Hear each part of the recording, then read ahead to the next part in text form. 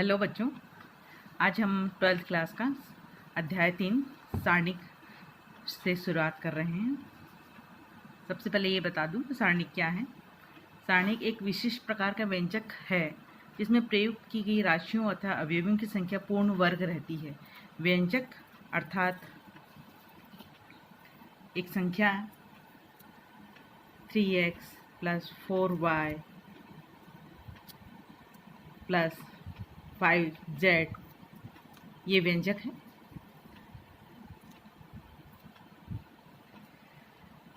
इन्हीं राशियों को हम यदि नंबरों को ये जो 3, 4, 5 है, इन राशियों को एक वर्गाकार रूप में लिखकर हम आजू बाजू एक नंबर खींचे दे, कोई भी राशियों को ले लेते हैं हम, तो वो राशि ये जो बना हमारा ये बनता है सारणिक। और इस सारणिक को हम इस डेल के द्वारा या capital A, capital B in letters के द्वारा प्रदर्शित करते हैं। इसके आविष्कारक थे G.W. लाइबनिज़। अब हम इस सारणिक में ये जो अंक आप देख रहे हैं, इस अंक में ये जो प्रथम पंक्ति है, ये पंक्ति कहलाएगी। प्रथम लाइन आपकी पंक्ति कहलाती है, यानी कि लेफ्ट बाएं से दाईं ओर हम जब जा रहे हैं ये पंक्ति कहलाएगी। ये प्रथम पंक्ति है और पंक्ति को हम रो बोलते हैं, इसलिए इसको प्रथम पंक्ति तो R1 से प्रदर्शित करेंगे। ये सेकंड पंक्ति है, इसको हम R2 से प्रदर्शित करते हैं। और ये तीसरी पंक्ति है तो इसको हम R3 से प्रदर्शित करते हैं। इस सारणी की खास बात है कि इसकी यदि 3 पंक्ति है तो 3 ही स्तंभ होंगे। स्तंभ अर्थात ऊपर से नीचे, जिसको इंग्लिश में कॉलम बोलते हैं। और उसका यदि प्रथम कॉलम है तो हम C1 से प्रदर्शित करेंगे, सेकंड कॉलम है C2 से प्रदर्शित करेंगे और थर्ड कॉलम है तो हम C3 से प्रदर्शित करेंगे। इस प्रकार हम देख रहे हैं कि सारणिक में ये जो मैंने बनाया है 3 पंक्ति और 3 स्तंभ को बनाया है। इसलिए इसकी यदि हम कोटि की परिभाषा देखें तो 3 पंक्ति है तो 3 पंक्ति को पहले, और कोटि है 3 तो 3x3 से लिखा जाता है। तो ये इतना क्लियर हो गया कि कोटि और पंक्ति क्या है। इसी प्रकार यदि हम nth कोटि को देखें तो nth कोटि वाला सारणिक है। nth कोटि इस सारणी को प्रदर्शित करेंगे तो प्रदर्शित करने का तरीका देख लीजिए। इसके अंदर के जो अवयवों को हम लिख रहे हैं तो उसको स्मॉल लेटर्स A से लिखा जाता है जनरली। तो A तो आप कब तक लिखना है इसको, आपकी पहली पंक्ति है, मैं A से लिख ले रही हूँ और उसको शो करना बताऊंगी कि किस प्रकार इसको नंबरिंग की जाती है, किस प्रकार इसको काउंटिंग किया जाता है। अब ये पहली पंक्ति है और पहला ही कॉलम है। हम पंक्ति को पहले देखते हैं। पहली पंक्ति है तो पहला 1 लिखेंगे और पहला कॉलम है तो 1 लिखेंगे। यानी पहला ये जो अंक लिखा है ये पंक्ति को दर्शा रहा है और दूसरा अंक जो लिखा है वो कॉलम को दर्शा रहा है। अब ये पहली पंक्ति है तो हर एक के आगे प्रथम 1 1 1 लिखते चले आते हैं। और सेकंड पंक्ति है तो ये 2 2 2 2। तीसरी पंक्ति है तो 3 3 3 3 लिख रहे हैं। इसी प्रकार ये डैश डैश करके हम जितना बनाना चाहे उतना बना सकते हैं। तो nth कोटि का सारणिक बना रहे हैं तो nth पंक्ति है तो n लिखा हमने। अब इसके स्तंभों को देखेंगे। स्तंभों में ये पहला स्तंभ है तो स्तंभों में इसके पीछे 1 1 1 डाल दीजिए। सेकंड स्तंभ है तो 2 2 2 डैश डैश डैश 2 डाल दीजिए। तीसरा स्तंभ है तो 3 3 3 3 प्रदर्शित कर दीजिए। और ये nवां स्तंभ है तो n डाल दीजिए आप। तो आप देख रहे हैं इस प्रकार ये n कोटि का सारणिक प्रदर्शित हो जा रहा है। तो इसमें स्पष्ट ध्यान से देखेंगे, इसमें जितनी पंक्ति है उतना ही स्तंभ की संख्या भी है। अब इसके बाद हम समझेंगे इसके मुख्य विकर्ण। मुख्य विकर्ण किसको बोलते हैं?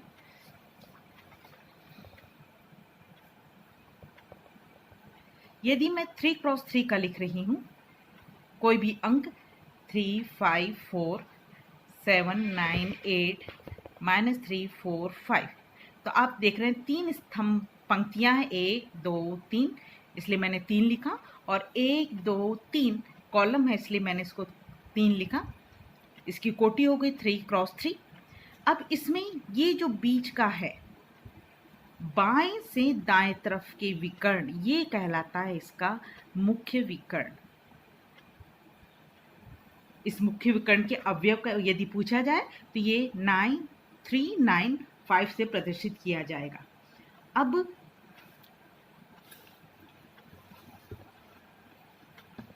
इसका प्रसार करना द्वितीय कोटि, यदि मैं द्वितीय कोटि प्रसार करना सिखा रही हूं, द्वितीय कोटि के सारणिक का प्रसार।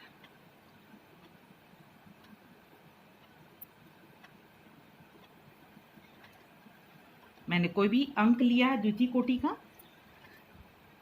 ए से प्रदर्शित करता हुआ 3 2 5 6। इसके प्रसार करने का तरीका किस प्रकार होगा? आपको बाएं से दाएं तरफ पहले इस अंकों का गुणा करना होगा, 3 गुणित 6 माइनस, और उसके बाद ये दो जो अंक बच गए हैं विकर्ण के 2 और 5, उन दोनों का गुणा कर दीजिए। आपको इसका गुणा करके डायरेक्शन में माइनस लगाना है, उसके बाद इन दोनों अंकों का गुणा करना है। तो ये जो आंसर है इसका प्रसार हो जाता है। यानी कि आपको इस धन चिन्ह वालों को, इस डायरेक्शन वालों को पहले गुणा करना है, फिर माइनस चिन्ह लगा के इस डायरेक्शन वाले का गुणा करना है। तो ये द्वितीय कोटि का सारणिक हो जाता है। यदि हम कुछ एग्जाम्पल से इसको और समझना चाहें तो देख लीजिए आप, एक एग्जाम्पल लिख रही हूँ, i -1 1 i। ये i की वैल्यू आप अच्छी तरह जानते हैं कि √1 -1 की वैल्यू i होती है, 11th क्लास का कोर्स है, यानी कि i² की वैल्यू होती है -1। तो अब यहाँ पर हम यदि इसका प्रसार करें तो सर्वप्रथम हमको इस i गुणित i करना है। इसका मतलब i² माइनस लगाइए आप, फिर आपको इस डायरेक्शन के इन दोनों अंकों का गुणा करना है, और 1 और -1 का गुणा होके -1 हुआ। i² की वैल्यू है -1, और ये माइनस माइनस +1, और इसका आंसर आ गया 0। इस प्रकार ये द्वितीय कोटि के सारणी का प्रसार हो जाता है। आपको इसमें बहुत सारे प्रश्न मिलेंगे एक्सरसाइज में। इसमें से कुछ एग्जाम्पल्स जैसे और मैं करके दिखा रही हूँ। एग्जाम्पल्स जैसे मैंने लिया sec x 10x 10x sec x। यदि इस द्वितीय कोटि के सारणी का प्रसार करना है तो आपको अब समझ में आने लगा होगा कि आपको इन दोनों अंकों संख्याओं का पहले गुणा करना है। यहाँ पर त्रिकोणमितीय टर्म्स है तो sec x को गुणा करके sec² x आपको माइनस लेना है, फिर इन दोनों का गुणा करना है, 10x और 10x tan² x, और sec² x minus tan² x की वैल्यू 10 के अकॉर्डिंग फॉर्मूला आपने पढ़ा होगा, 1 + tan² x equal to sec² x। That means इसकी वैल्यू हो गई आपके पास 1। तो इस प्रकार ये द्वितीय कोटि के सारणी का प्रसार आपने सीखा। इसमें बहुत सारे प्रश्न आपके पास अवेलेबल रहेंगे, तो उसको आपको करना है। इसी प्रकार तृतीय कोटि के सारणी का प्रसार मैं आपको बता देती हूँ। तृतीय कोटि,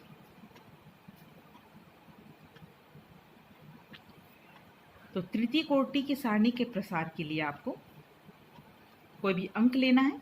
मैंने लिया 3 -3 4 3 2 -2 -1 1 1।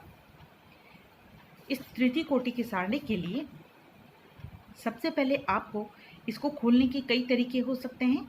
आप R1 के सापेक्ष, R1 है पहली पंक्ति, R2 है दूसरी पंक्ति, R3 है तीसरी पंक्ति, आप किसी के भी सापेक्ष खोल सकते हैं, या C1 C2 C3 के भी सापेक्ष खोल सकते हैं। सर्वप्रथम आपको मैं R1 के सापेक्ष खोलना सिखा रही हूँ। यदि आप R1 के सापेक्ष खोलना चाहते हैं तो R1 के जो 3 अवयव हैं 3 -3 4, आप उसको लिख लीजिए। 3 सारणी का चिन्ह लगाइए, माइनस का चिन्ह लगा के सेकंड अवयव लिखिए, -3 सारणी का चिन्ह लगाइए, प्लस थर्ड लिखिए 4, फिर सारणी का चिन्ह लगाइए। आपको प्रथम पंक्ति के तीनों अवयवों को लिखना है। प्रथम अवयव माइनस द्वितीय अवयव प्लस तृतीय अवयव, हमेशा बीच वाले में आपको माइनस का इस्तेमाल करना है उसके आगे। अब आप इसका इस्तेमाल जब कर ले रहे हैं तो जब ये 3 का अवयव है तो 3, ये जो 3 अंक है इसमें आप प्लस का साइन बनाइए। इस प्लस के साइन को बनाते हैं आप तो इस प्रकार ये और ये छुप जाता है। तो आपके सामने अब अंक दिख रहे हैं 2 - 2 1 1, तो आप लिख लीजिए 2 - 2 1 1। अब सेकंड आपका है -3, R1 का -3, तो आप -3 के सामने प्लस का साइन डालिए। अब आप यदि इसको छुपाएंगे तो -3 और इसको छुपाते हैं आप तो ये अंक छुपते हैं। तो आपके पास अवेलेबल है 3 - 2 - 1 1। अब उस अंकों को लिखा जाएगा 3 - 2 - 1 1। अब आपके पास 4 है, 4 में यहाँ पर प्लस का साइन डालेंगे तो उस प्लस के साइन को आप लंबा करते हैं तो ये थर्ड कॉलम छुपता है और फर्स्ट रो छुपती है। तो आप देखेंगे इसको छुपाएंगे तो अब आपके पास अवयव दिख रहा है 3 - 3 2 - 1 1, उसको लिख लेंगे आप 3 2 - 1 1।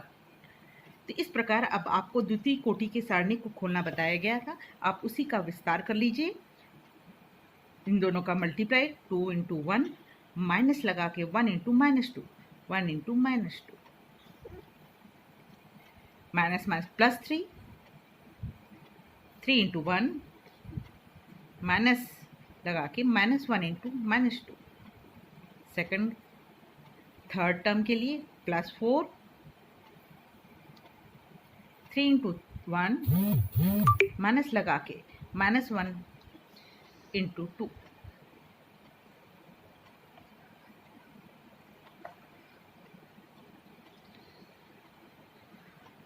तब अब आपका अंक हो रहा है 3, 2 1 = 2, ये हो जाएगा +2 +3 3 minus minus plus 2 +4 3 1 = 3, minus minus plus कर लीजिए आप 2 1 = 2। अब आपका हो रहा है 3, ऐड करेंगे तो 4 +3, माइनस करेंगे तो 1 +4 5, 4 3 = 12, 3 एकम 3 लगा लीजिए, 4 पंजे 20 लगा लीजिए और आप इसको ऐड कर लीजिए 15 + 20, तो ये आपका अंक हो जाता है 35। तो आपने देखा कि तृतीय कोटि के सारणी का प्रसार किस प्रकार किया जाता है। अब आपको अगला बताने जा रही हूँ उपसारणिक। अब ये उपसारणिक क्या है? सारणिक से ही उपसारणिक का निर्माण किया जाता है। अब सारणिक का कोई भी अब अवयव ले रहे हैं आप 3 5 4 2 7 5 -7 9 6, ये आपकी सारणिक है। अब ये इसके अंदर हमारे पास टोटल मिलाकर 9 अवयव हैं।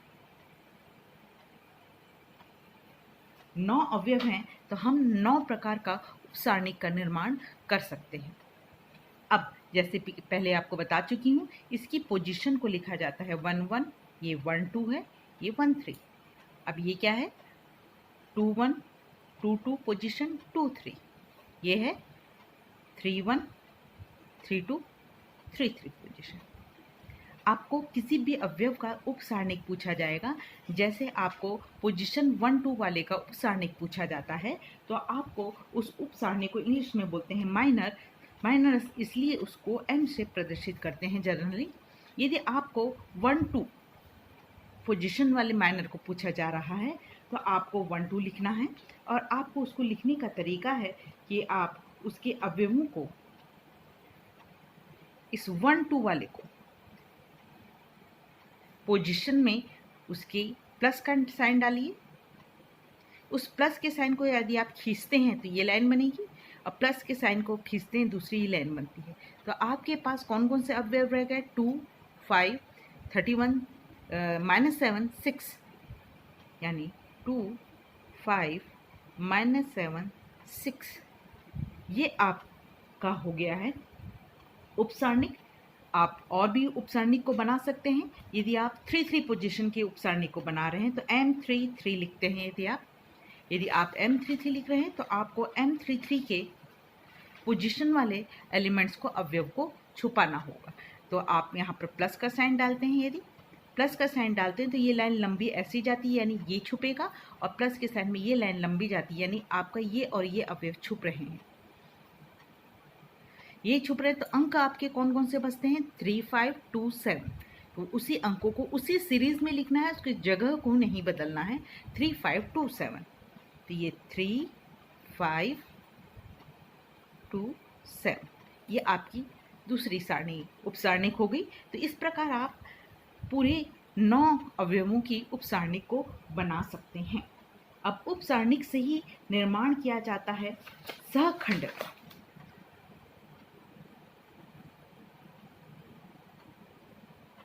सहखंड, अब ये सहखंड क्या है? उपसारणिक से निकाल रहे तो सहखंड का जनरली सूत्र लिखा जाता है Aij बराबर -1 की पावर i प्लस j और Mij। m आपका प्रदर्शित कर रहा है उपसारणिक, और ये सहखंड को इंग्लिश में कोफैक्टर बोलते हैं, जिसको कैपिटल A से प्रदर्शित किया जाता है। ये पंक्ति की संख्या बताता है, ये कॉलम की संख्या बताता है। ये पंक्ति है और ये कॉलम है। और ये आई जे लिखा है तो -1 की पावर i प्लस जे ही रहेगा, और m में i और j ही रहेगा। जैसे मैं उदाहरण दे दूं, जैसे ये 2, 1 है तो इसकी पोजीशन का यदि मेरे को सहखंड निकालना है तो -1 की पावर 2, 1 है, यानी कि 2 + 1 m 2, 1 लिखना है आपको। तो पिछले एग्जाम्पल में, या कोई भी एक एग्जाम्पल फिर से मैं दोबारा ले रही हूँ।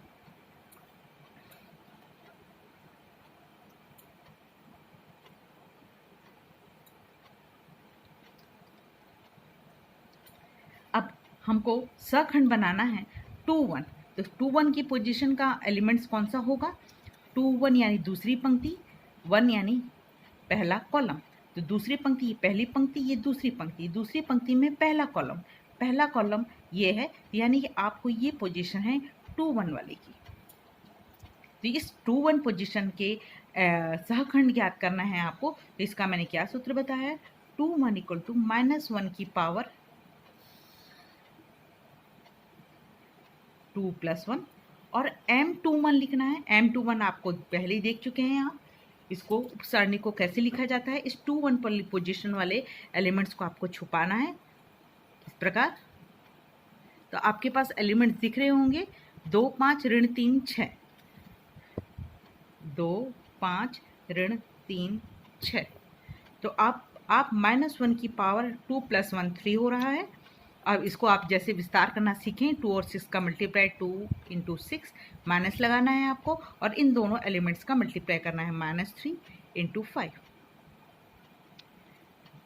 क्योंकि माइनस की पावर ऑड है, विषम संख्या है, इसलिए माइनस आएगा, और साथ में 6 दूनी 12, माइनस और माइनस का प्लस होके 5 या 15। तो माइनस, अब आपका एलिमेंट हो गया ऋण 27। तो आपका इस प्रकार सहखंड ज्ञात करना सिखाया।